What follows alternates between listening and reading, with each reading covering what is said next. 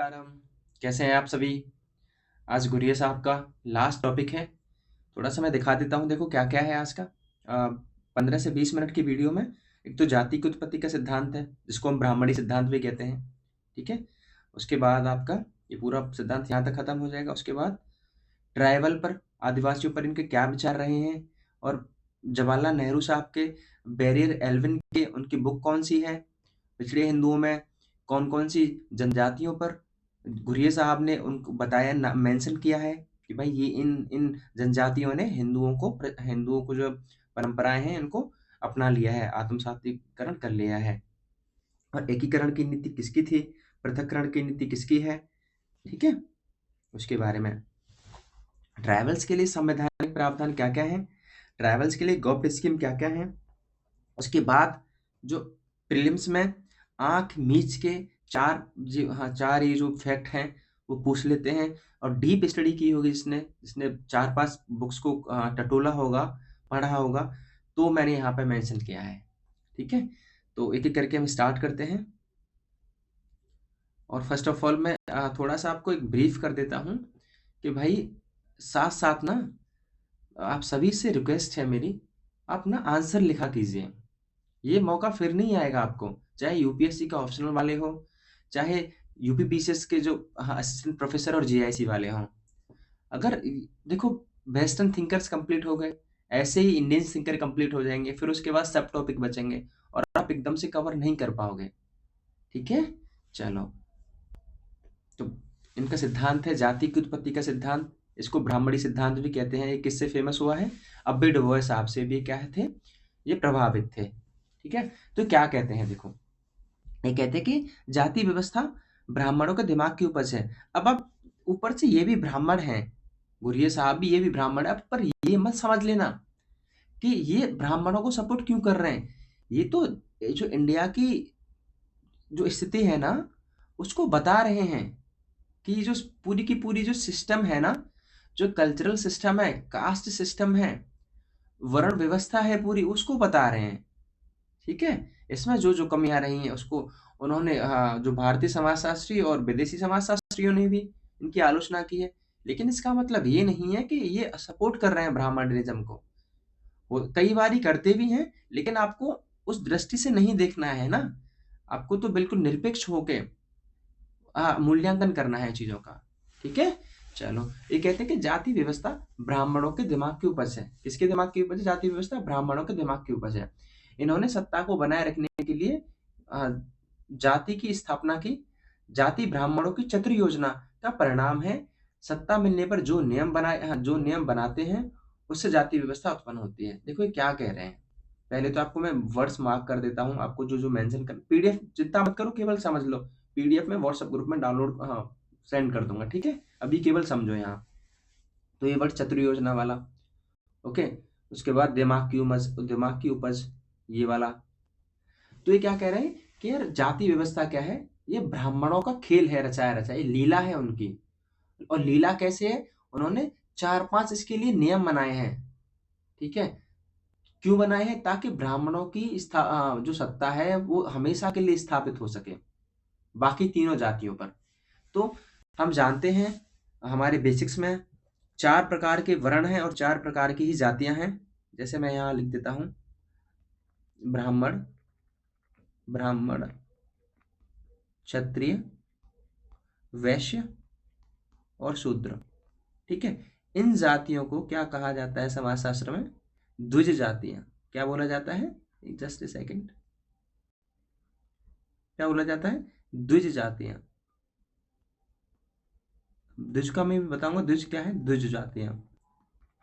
और उसके बाद ये जाति परंपरा से भैया इसको जाति में गिना ही नहीं जाता है। ये कौन है, शूद्र लोग हैं, चांडाल हुए, बाकी लोग हुए।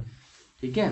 तो जित जातियां कौन है भैया, इनका ना उपनयन संस्कार हो सके, जनेऊ संस्कार हो सके, लेकिन इसका कुछ नहीं होगा।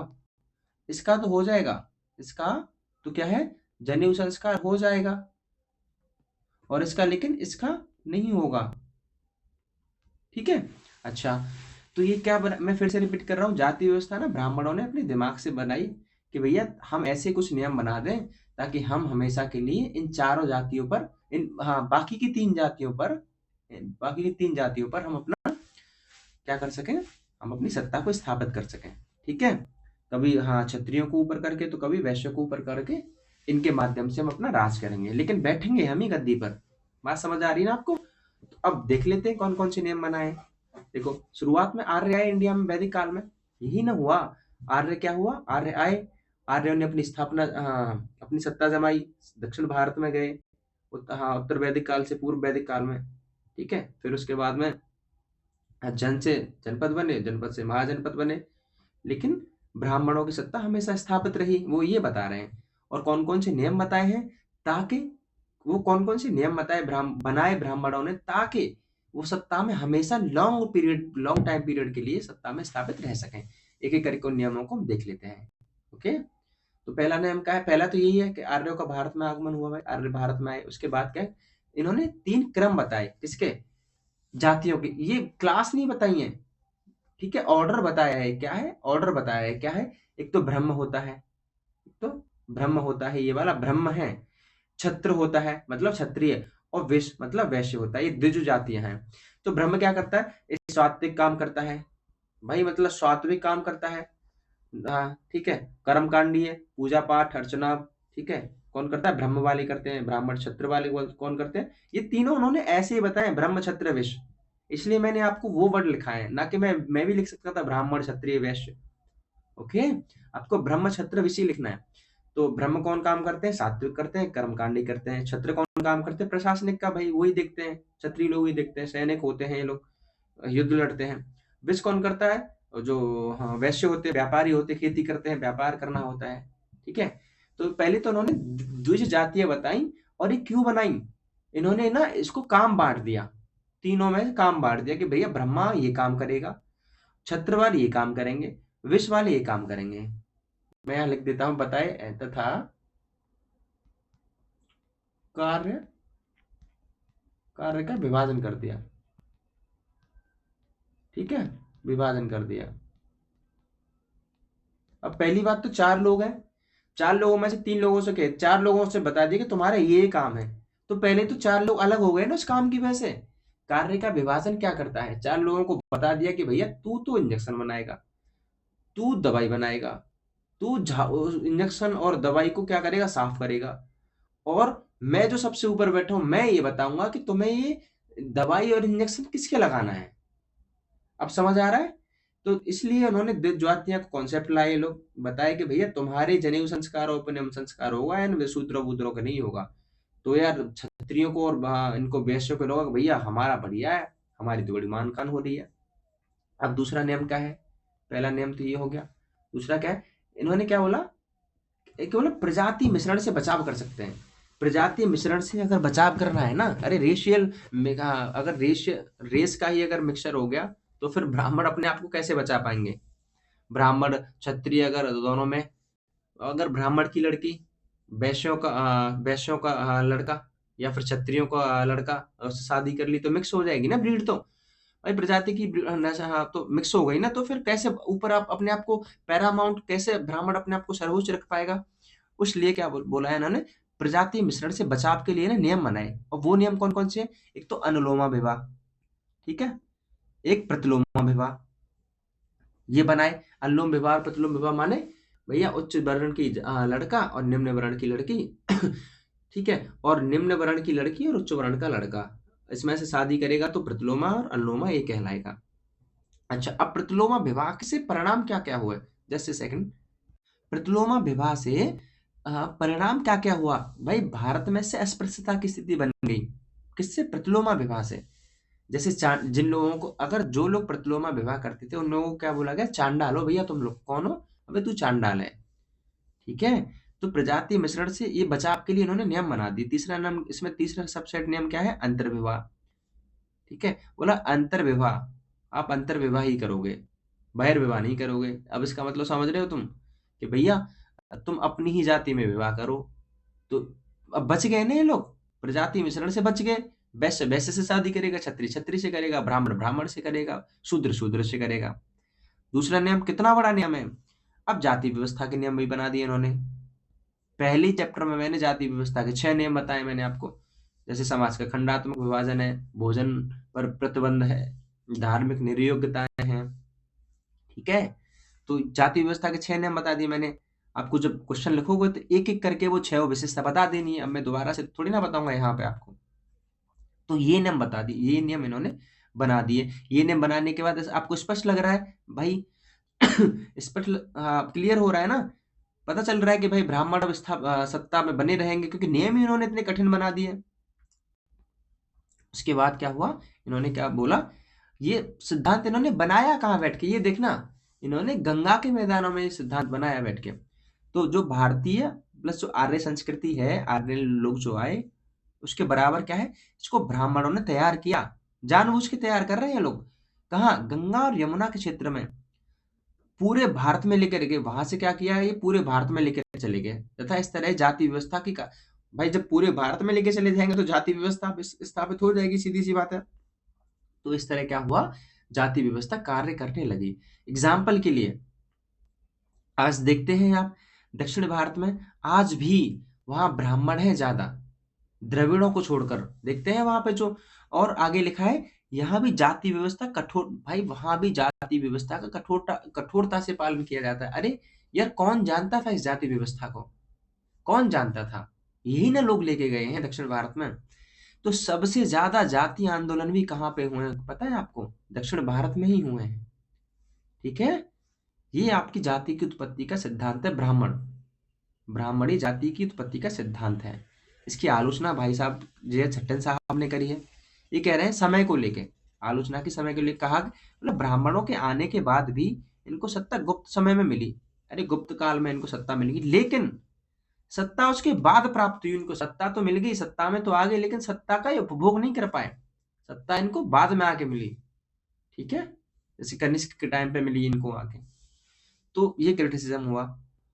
अब उसके बाद में ये जाति की उत्पत्ति का जो सिद्धांत है, जाति उत्पत्ति का सिद्धांत, एक क्वेश्चन है 250 वर्ड्स का, जाति की उत्पत्ति की आलोचनात्मक व्याख्या कीजिए 250 वर्डों में। तो आप पहले तो जाति की उत्पत्ति का सिद्धांत बताएंगे। ठीक है, यहाँ से स्टार्ट करेंगे, आप ये वाली पूरी टेबल बनाएंगे, आप इजीली मेंशन करके बताएंगे कि भाई ये है, ये नियम बताए इन्होंने, इसलिए जाति व्यवस्था आज कार्य कर रही है, और एग्जाम्पल भी बताएंगे आपको। ओके, उसके बाद आलोचना में आपको 3 थिंकर्स की आलोचना करनी है। जे सट्टन तो मैंने आपको अभी बताया, और पहले पार्ट में और दूसरे पार्ट में मैंने आपको एम एन श्रीनिवासन की आपको क्रिटिसिज्म बताया था। उन्होंने क्या बोला, ल्यू ड्यूमोंट ने इनकी भी आलोचना की है। तो तीनों इकट्ठी आलोचना करके इस जाति की उत्पत्ति के सिद्धांत में डाल देनी है आपको। ठीक है, तो मजा आएगा कि हाँ भाई ये ना पढ़ के आया है, डीप स्टडी करके आया है, और इसने अच्छी आलोचना की है। भाई जो 20 नंबर के क्वेश्चन में से ना 13 नंबर जबकि मैक्सिमम होते हैं, 13 नंबरों को आप कहीं नहीं छोड़ेंगे। आप अगर ये वाई ग्राफ बनाएंगे आप, देखो हाँ, कई सारे लोगों की आदत होती है कि वो ना क्या करते हैं, वो एकदम से ऐसे पैराग्राफ में लिखते हैं, बड़े बड़े पैराग्राफ में लिखते हैं, बड़ा बड़ा पैरा पैरा लिख देते हैं। ऐसा नहीं करना है आपको। एग्जामिनर के पास वो पैराग्राफ पढ़ने का टाइम ही नहीं है। हमेशा ध्यान रखना, सभी मेंस के एस्पिरेंट्स, एग्जामिनर के पास टाइम नहीं है इनफ कि आपके बड़े बड़े पैरास पढ़े। या तो आप 2 कंडीशंस फुलफिल करेंगे तो ही आप, पता है अब पढ़ाना पड़ता है, जबरदस्ती पढ़वाना पड़ता है। जो कॉपी चेक कर रहा होता है मेंस की, उसको आपका आंसर जबरदस्ती पढ़वाना होता है। वो क्यों पढ़ेगा आपको? क्यों आपको इंटरेस्टिंग लगेगा उसका आंसर? हमें इंटरेस्टिंग बनाना है। इंटरेस्टिंग कैसे बनेगा? या तो आप बिना, हाँ मेरी तरह जो मैं हाँ ग्राफ्स बनाता हूँ, या तो उसको मत बनाइए, लेकिन छोटे छोटे पैरा में, 3-3 4-4 लाइन के पैरा में 10 से 12 पॉइंट्स में आप उसको आंसर को लिख दीजिए। ठीक है, अगर वो नहीं कर पाते हो तो आप ये वाला मेरा वाला मेंशन करिए, जो मैं आपको डायग्राम्स बनाता हूँ। ये बेस्ट तरीका है भाई किसी को रिप्रेजेंट करने का, किसी भी थिंकर को रिप्रेजेंट करने का। ठीक है, उसके बाद में कुछ इनके जहरीले फैक्ट हैं जिनके बारे में मैंने आपको नीचे मेंशन किया है, लेकिन माफ करना है दूसरा सिद्धांत भी है। अभी जहरीले फैक्ट नीचे आएंगे। ट्रैवल्स के बारे में इन्होंने क्या कहा, भाई जीएस का, जीएस वाले भी पेपर से है और ऑप्शनल वाले पेपर से भी है। ठीक है, और मेंस के वाले से भी है। तो आदिवासियों पर क्या बोला है इन्होंने, और उसके बाद में वेरियल एल्विन ने, पंडित नेहरू ने, और हाँ इन्होंने आपके जीएस गुरिया साहब ने क्या क्या विचार रहे हैं वो पढ़ते हैं। तो इनकी बुक है ट्राइब्स पर कई सारी बुक लिखी इन्होंने, जिनमें मेन बुक है इनकी शेड्यूल ट्राइब्स है। इसमें इन्होंने ट्राइबल्स को क्या बोला, इन्होंने बोला कि ट्राइबल के आदिवासी क्या है भैया, पिछड़े हिंदू हैं। पिछड़े हिंदू का मतलब समझ रहे हैं आप? पिछड़े हिंदू का मतलब ये है कि ये जो हमारा जो मेन जो हिंदू हैं, जो विकसित होके आज विकसित होके सभ्य हिंदू बन गए हैं ठीक है। और जो आदिवासी हैं वो थोड़े से कट गए हैं, वो इतने सभ्य नहीं हो पाए हैं, वो इतने विकसित नहीं हो पाए हैं, लेकिन वो हिंदू हिंदू के ही पिछड़े लोग हैं, वो कोई आदिवासी नहीं है। वो क्या है, वो पिछड़े हिंदू हैं, वो पिछड़ गए हैं थोड़ा सा विकास में, इसलिए उन्होंने क्या बोला कि पिछड़े हिंदू हैं। तो इनको जो हिंदू जो पिछड़ गए हैं, इनको बाकी हिंदुओं में मर्ज करने के लिए कौन सी नीति अपनानी चाहिए? सात्वीकरण की नीति अपनानी चाहिए, एसिमिलेशन की नीति अपनानी चाहिए। ठीक है, जैसे एग्जाम्पल देते कि भैया जो गौंड ट्राइब है, ओराव ट्राइब है, कोरकू ट्राइब है, ये देख लो आप, ये ट्राइब ना हिंदू प्रथा परंपराओं को अपनाती हैं ये। ठीक है, इन्होंने एग्जाम्पल भी दिया है। मैंने यहाँ जो एग्जाम्पल लिखे हैं ना, ये आपको एग्जाम्पल लिखने हैं। ये मेन मेन जो छोटी छोटी चीजें है ना, बड़ी इम्पैक्टफुल होती हैं। अदरवाइज आप कैसे दिखा पाएंगे, कैसे प्रूफ कर पाएंगे कि ये पिछड़े हिंदू हैं, है ना? तो जीएस गुरेज साहब ने जो बताया है वो आपको डिट्टो लिखना है यहाँ पे। इन ट्रैप्स का तो नाम तो मेंशन करना ही पड़ेगा आपको। अब भाई राष्ट्र जो एक बैरियर एल्विन साहब थे, नेहरू साहब ने क्या बोला, नेहरू साहब ने बोला कि आप एल्विन साहब जाइए, थोड़ा सा स्टडी करिए ट्राइब्स की, ताकि हम इनको कैसे विकसित कर पाए। तो ये भी गए। इन्होंने क्या बोला कि नहीं, सात्वीकरण की नीति नहीं अपनानी चाहिए, हमें क्या करना चाहिए आदिवासी जैसे हैं उनको उनके हाल पर ही छोड़ देना चाहिए। माने इनके लिए ना एक राष्ट्रीय उपवन, मतलब पूरा का पूरा जंगल एक अलग कर देना चाहिए बना के इनको, जिसको हम राष्ट्रीय उपवन की संज्ञा भी दी। और कौन सी नीति के तहत? पृथक्करण नीति। अरे ये कह रहे हैं कि इसको भाई इनके लिए ना कोई अलग नीति होनी चाहिए बिल्कुल, और इनको अलग ही रखना चाहिए, बाकी समाज से अलग रखना चाहिए। तो कौन सी नीति है? पृथक्करण की नीति। अब भैया जो जीएस गुरे साहब हैं और बैरियर साहब में इतना वाद विवाद हो गया भाई, भयंकर वाद विवाद हो गया कि यार ये तो बड़ी दिक्कत हो गई। एल्विन साहब कुछ और कह रहे हैं, गुरिया साहब कुछ और कह रहे हैं, और दोनों ही महान विभूतियां। भाई अंग्रेज के टाइम पे जो एंथ्रोपोलॉजिस्ट हैं एल्विन साहब, ये ब्रिटिशर्स के टाइम पे आए थे, लेकिन ये ट्रैप्स पे बहुत अध्ययन किया है इन्होंने, इसीलिए इन्होंने इनको क्या नाम है, इंडक्ट किया था कि आप नेहरू साहब ने कि जाइए थोड़ा सा और ट्रैप्स पर स्टडी कीजिए, हमें बताइए कि इनका कैसे विकास कर सके हम। वेरियर एल्विन साहब की बुक कौन सी है? लॉस ऑफ नर्व में इन्होंने ये बताया है। तो भैया न तो आप उसके बाद पंडित नेहरू साहब ने एक बीच का रास्ता निकाला, बोला यार तुम लोग तो पता नहीं क्यों ही लड़ रहे हो, मैं ही कुछ देखता हूं। तो इन्होंने सात्वीकरण की नीति प्लस राष्ट्रीय उपवन की नीति को दोनों को ही नहीं माना, और दोनों में से कुछ मेन मेन पॉइंट ले लिए, माना भी और नहीं माना। ठीक है, पंडित नेहरू साहब ने इसके लिए ट्रैप्स के लिए नेहरू साहब ने क्या बोला, भाई मैं पंचशील नीति अपनाऊंगा। क्या अपनाऊंगा? क्या अपनाऊंगा? मैं पंचशील नीति अपनाऊंगा। यहाँ पे वर्ड पंचशील नीति में क्या है? 5 चीज उन्होंने बताई, कौन कौन सी हैं? कि भैया जमीन जंगल पर इनका अधिकार होगा, किसका? ट्रैप्स का, और किसी का नहीं होगा। दूसरा, विकास इन्हीं के अनुसार होगा, ये जैसे चाहते हैं, जिनकी प्रथाओं के अनुसार, अपनी इन्हीं की परंपराओं के अनुसार विकास होगा, हमारी परंपराओं की तरह नहीं होगा। तीसरा, कि विकास को इन्हीं के चयनित लोगों के अनुसार आगे बढ़ाया जाएगा। भैया जो विकास होगा ना, इन्हीं लोगों में से उन लोगों को लिया जाएगा, और इन्हीं के लोग इन्हीं का विकास करेंगे। बात समझ आई? ठीक है। चौथा, अति प्रशासन को रोका जाए, ओवर ब्यूरोक्रेसी बर्डन को रोका जाएगा, रेड टेपिज्म को रोका जाएगा। वहां ब्यूरोक्रेसी की नाम मात्र आवश्यकता होगी, केवल वो रिसोर्स देंगे। पांचवा, अब जैसे 5 ईयर प्लान का जो मूल्यांकन होता है, ठीक है, ऑडिट होता है, इनका भी ऑडिट होगा। तो इनके क्या बोला 5वें सिद्धांत में, इनका जो मूल्यांकन होगा वो सांख्यिकी रूप में नहीं होगा, स्टैटिक्स में नहीं होगा कि भैया हमने इतने 1000 करोड़ खर्च कर दिए तो आउटकम क्या निकला, ऐसा नहीं होगा। इनको मेजर किसके किए, कैसे किया जाएगा कि इनको स्किल्स कितने दिए गए हैं, इनको कौशलता कितनी प्रदान की गई है। स्किल की जगह आप कौशलता लिख लेना। ठीक है, तो इनको कितने स्किल्स प्रदान किए गए, इस बात को ये बात मापी जाएगी इनके लिए। ओके, ठीक है। अब ट्राइबल्स के लिए संवैधानिक प्रावधान क्या-क्या हैं और ट्राइबल्स के लिए गॉप्ट स्कीम्स क्या-क्या चलाई हैं। तो देवर आयोग आया, भूरिया कमेटी आई, खाका कमेटी आई 2014 में, पीवीटीजीज आया, पीवीटी का मतलब पर्टिकुलर वर्ण लेवल ट्राइबल ग्रुप्स। इसका मतलब क्या होता है, ये भूरिया कमेटी के द्वारा आया था, देवर कमेटी, भूरिया कमेटी। और पेशा एक्ट आया, जैसे हमारा, मैं बताऊंगा पीवीटीजीज क्या होता है। और पेशा एक्ट आया 1996 में, जैसे हमारे यहाँ पंचायत हैं, हाँ 73 में संविधान संशोधन 1992 के द्वारा जो पंचायत आई है, नगर पालिका और भारत ग्राम पंचायत में। अब ट्राइबल्स में भी तो कुछ होगा ना, वहां ट्राइबल्स में 73वां संविधान संशोधन नहीं चलता, वहां पे कौन चलता है, पेशा एक्ट चलता है। पेशा का मतलब पंचायत एक्सटेंशन शेड्यूल एरियाज 1996। ठीक है, उसके बाद एफआरए एक्ट आया, फॉरेस्ट हाँ राइट्स एक्ट 2006। ओके, तो ये सब आया, किसके लिए आया, ट्राइबल्स के लिए आया। इन्होंने कमेटियां बनाई, उन्होंने सुझाव दिए। ठीक है, अब ट्राइबल्स के लिए गॉप्ट स्कीम क्या क्या है, 5वीं पंचवर्षीय योजना, 5th 5 ईयर प्लान में जनजाति उप योजना, ट्राइबल्स सब स्कीम आई। ठीक है, तो ये संवैधानिक प्रावधान है। आपको करना क्या है, जब आप आंसर लिखे ना, तो करंट में कई सारी गवर्नमेंट ने और स्कीम्स निकाल रखी हैं। और जब भी आप निष्कर्ष लिखेंगे, हाँ जनजाति व आदिवासियों पर विचार में कभी भी जब एग्जाम में आए, ठीक है, तो आप ये प्लीज मेंशन करना है आपको कि खाका कमेटी, जो वर्जिनियस जो खाका कमेटी है 2014 में आई, उनकी सिफारिशों को भी जल्दी से जल्दी लागू किया जाए।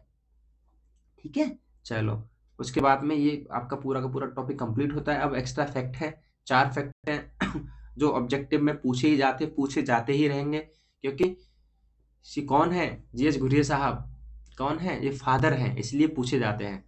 तो इंडिया में ग्राम्य नगरीकरण का कॉन्सेप्ट किसने दिया, इंडिया के कॉन्टेक्स्ट में बात कर रहा हूं मैं, जीएस घुरिया साहब ने। ठीक है, इसका अर्थ क्या है कि भैया और हाँ, किसने कहा, यहां से दूसरा क्वेश्चन निकला है, किसने कहा कि इंडिया में नगरीकरण की प्रक्रिया गांव से ही प्रारंभ हुई थी। तो सीधा आपको टिक लगाना है, जीएस घुरिया साहब। हिंदू सभ्यता को जटिल सभ्यता किसने कहा, इन्हीं साहब ने कहा था, जीएस घुरिया साहब ने। 3 सभ्यताओं का अध्ययन किसने किया, जीएस घुरिया साहब ने। कौन कौन सी सभ्यताएं थी, मेसोपोटामिया, मिस्र है, हिंदू है। ओके, चौथा क्वेश्चन स्टेटमेंट है, भारतीय परंपराएं वस्तुतः हिंदू हिंदू परंपराएं हैं। यदि भारतीय समाज को समझना है तो प्रत्येक हिंदू को हिंदू परंपराओं का अध्ययन करना चाहिए। ये किसने कहा, जीएस घुरिया साहब ने। ठीक है, एक और क्वेश्चन है, आदिवासियों पर नीति की सहसंबंधित व्याख्या करें 250 वर्ड्स में। तो जैसे मैंने आपको आदिवासियों वाला जो पूरा बताया है ना, तीनों की तो नीतियां डालनी है आपको। ओके, तीनों की नीतियां डालनी, नेहरू ने क्या कहा है, वेरी लैलमैन ने क्या कहा है, उनकी बुक का नाम क्या है, क्या क्या उनके थॉट्स रहे हैं, पंचशील का पूरा डालना है आपको। उसके बाद में आलोचना करने के बाद में निष्कर्ष पर आओ ना, तो लिखना है कि वर्जीनियस खाका कमेटी 2014 की जो सिफारिशें हैं, प्लीज भारत सरकार उसको भी लागू करे। ओके, तो छोटी सी वीडियो थी, पूरा जीएस घुरिए कंप्लीट है, प्रीलिम से लेके मेंस तक। मिलते हैं नेक्स्ट वीडियो में, बने रहिए, हैव अ गुड डे, जय हिंद।